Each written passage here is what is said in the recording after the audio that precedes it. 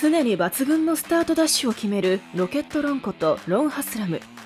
その長くて濃いもみあげ、そしてエルフプロジェクトの中心人物でもあった、いつまでも忘れられないライダーの一人である彼の現役人生を振り返ってみる。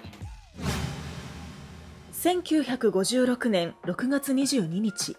イギリスで10人兄弟の10番目として生まれたロナルド・ハスラム。幼い頃から兄たちの影響でバイクに乗り、競争することが好きだった。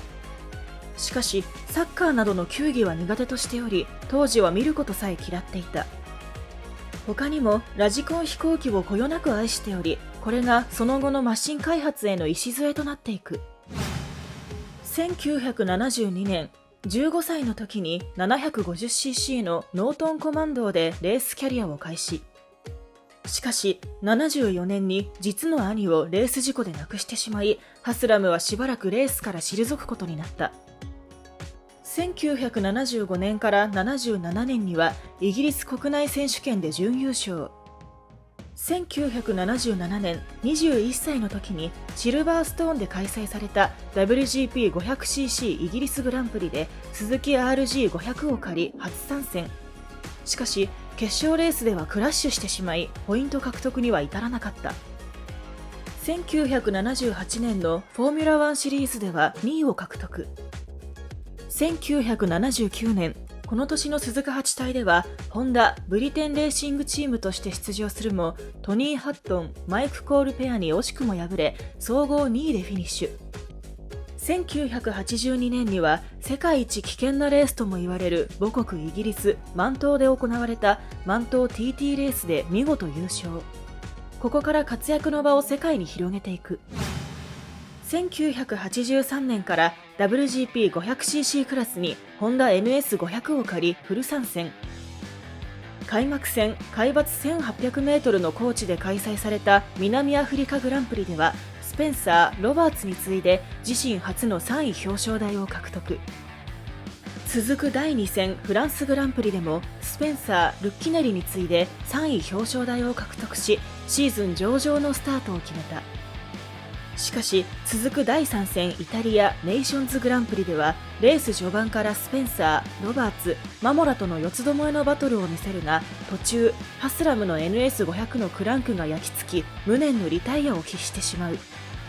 続く第4戦西ドイツグランプリでも NS500 のチャンバーの対応距離である 500km を決勝レース中に超えてしまい、11周目にして2戦連続のマシントラブルによるリタイア。ハスラムは同じチームのスペンサーと同様にエンジンを高回転域まで回す癖があり、この83年シーズンはそのアクセルワークにマシンが耐えられず走行不能になり、あえなくリタイアするというシーンが多く見受けられた。結局このシーズンでは総合8位という結果に終わった。1985年、ロスマンズホンダとして NSR500 を借り参戦。第7戦オランダグランプリ、雨が降りしきるアッセンではランディ・マモラがレース序盤から独走し、ハスラムは2位につけていた。中盤では同じく2位集団を走っていたクリスチャン・サロンが転倒し、スペンサーを道連れ。幸いハスラムは巻き込まれることなくマモラを追いかけるが、そこにエディ・ローソンが追いつき2位争いが激化。しかし勢いをつけすぎたローソンはコーナーへの進入速度を誤り転倒。ハスラムはそのまま2位でフィニッシュし、これが自身のベストリザルトとなった。雨を得意としていたマモラはこのレースで2位ハスラムに13秒の大差をつけ優勝。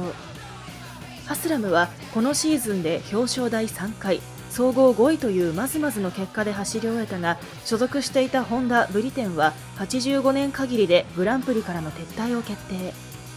同じチームメイトで年下のガードナーは翌年からホンダワークスへの移籍が決定。一方で30歳になり妻子を持つハスラムはとあるチームからの誘いを受けることに。翌1986年、ハスラムは NS500 の V 型3気筒エンジンを積み、独特なステアリング機構を持つ近未来的バイクエルフ3を借り、エルフホンダとしてグランプリへ参戦。78年から始まったエルフプロジェクトは、当時巨大な石油会社であったエルフ社の創立10周年記念として発表された企画。ブレーキング時におけるフロントの沈み込みを極力なくし、車両の姿勢が安定しているバイクを実現することを理念としており、四輪レースカーでは定番のサスペンション方式ダブルウィッシュボーン式を二輪に採用。さらに片持ちのホイール、エンジンを囲うサブフレームなど他にはない特徴的なマシンを開発し続け、ハスラムが狩るエルフ3はエルフ X、エルフ E、エルフ2に続くプロジェクト4代目となるマシン。しかし車体はまだまだ開発途上の段階で、コーナリング中に跳ねてしまう前後輪やブレーキシステムには重大な問題があり、時には時速230キロからフロントブレーキが効かず、ハスラムはリアブレーキを思い切り踏んでマシンをドリフトさせて飛び降り、怪我をせずに済んだということもあった。それでも第8戦のフランスグランプリではお得意のホールショットを奪い7位でフィニッシュし、ハスラムの高いマシンコントロールを発揮した。またマシン開発能力にも長けており、自らエルフの開発にも携わるようになっていった。1987年、この年からエルフは NSR500 のエンジンを搭載した新型エルフ4を投入する予定だった。開幕戦まで2ヶ月を切った頃、ようやく日本から空輸されてきた箱を開けると、そこに入っていたのは NV0D、つまり87年型の最新式 NSR500 だった。実は新型エルフ4は86年型の NSR NV0C エンジンを元に車体を設計していたので、この大誤算により結局第10戦まではエルフ4ではなく通常の NSR500 で参戦。エルフにとっては誤算だったが、ハスラムにとっては純粋に上位を狙えるので内心これを喜んでいたという。その読み通りハスラムは第10戦まで全レースにおいてポイント圏内で完走。3位表彰台を2回獲得しており、この年から始まったクラッチスタート方式でもそのロケット論ぶりはとどまることを知らずにホールショットをいくつも奪った。そして第11戦からようやく投入された新型 V4 エンジン搭載のエルフ4。しかしフロントブレーキには未だ課題を抱えており、車重も重くラインも大回りになる始末。マシンの熟成が進んでいない状態で思うように結果は出せずにいた。最終的には前半戦での安定した走りで獲得したポイントが影響し、ガードナー、マモラ、ローソンに次ぐ総合4位という自身のキャリアベストとなる結果でこのシーズンを終えたが、獲得した73ポイントのうちエルフ4で獲得したのはわずか3ポイントのみだった。1988年は新型エルフ5でグランプリへ挑戦。エンジンは87年型 NSR NV0D を継続利用。その代わりに従来の問題であったフロントブレーキは日清、サスペンション周りは昭和が開発・供給をすることになり、車体パーツもマグネシウム合金製とし軽量化を図った。しかしエルフマシンの弱点である旋回性の低さは解決できていなかった。ハスラムはこの旋回性をクリアするためにコーナリング中に車体をできるだけ寝かせてバンク角を深くすることで競合マシンに食らいついていた。しかしバンク角が深くなると今度はエルフの最大の特徴であるフロントスイングアームが地面に接触し、それが原因で転倒することも少なくなかった。結局この年の決勝レースでの最高位は7位、年間ランクは11位。この頃からレイニーやシュワンツなど若手で実力のあるライダーが増えてきたことも影響したとはいえ、思うように結果は振るわなかった。そしてこの年をもってエルフプロジェクトはグランプリから撤退。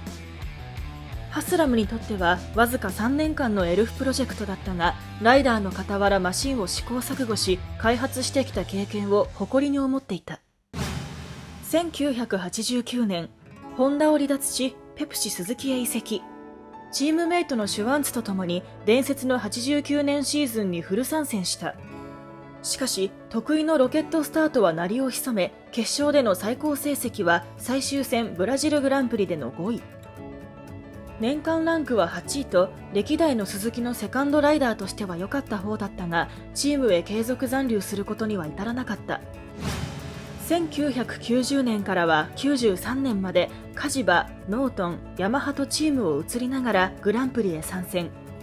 そして1993年の母国イギリスグランプリでのレースを最後に現役引退。ロン・ハスラムといえば常に抜群のスタートダッシュを決めるため別名ロケットロンと呼ばれていた。これはハスラムが最初に乗ったノートンの 750cc のバイクが重く大きなマシンだったことから押しがけの腕を磨くことができた。 NS500 の V 型3気筒エンジンはタイヤが1回転するまでにエンジンがかかるという指導性の良さも特徴で、ロケットローンを世間に知らしめた要因の一つとも言える。またスタート時にマシンの右側に立って押しがけしていたことも目立っていた。1993年に現役引退した後はイギリス・ドニントンパークでレーシングスクールを運営していたが、2020年に新型コロナウイルスの影響により現在は閉鎖。ちなみに息子のレオン・ハスラムもライダーであり、現在はスーパーバイク世界選手権で活躍している。ロケットロンことロン・ハスラム、長くて濃いもみあげも特徴でしたよね。またエルフといえばロン・ハスラムというイメージを持っている方も多いのではないでしょうか。実は86年にアーブ金本からの誘いを受けていたそうです。エルフに忠誠心を持ったハスラムはこれを断ったそうです。グランプリでは惜しくも優勝する姿を見ることはできませんでしたが、いつまでも記憶に焼き付いているライダーの一人です。ハスラムのロケットスタートを見たことがない方はぜひ一度ご覧ください。それでは。